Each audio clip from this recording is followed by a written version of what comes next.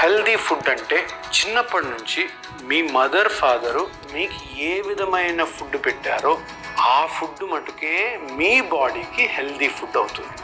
ఉప్మా, దోశ, పొంగలు, వడ అవే తినండి, కొంచెం మితంగా తినండి మీ వయసును బట్టి. లంచ్ రైస్ తింటే రైస్, చపాతీ తినేవాళ్ళు, పుల్కా తినేవాళ్ళు అదే, ఆకుకూరలతోటి.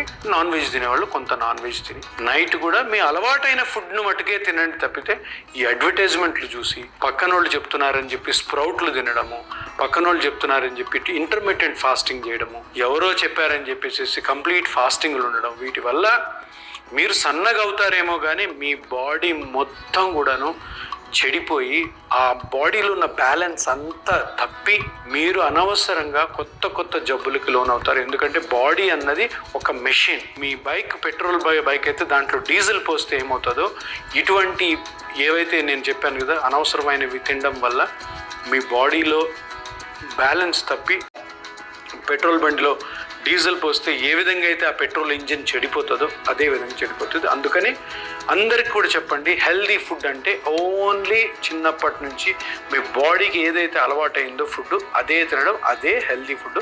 ఈ మాట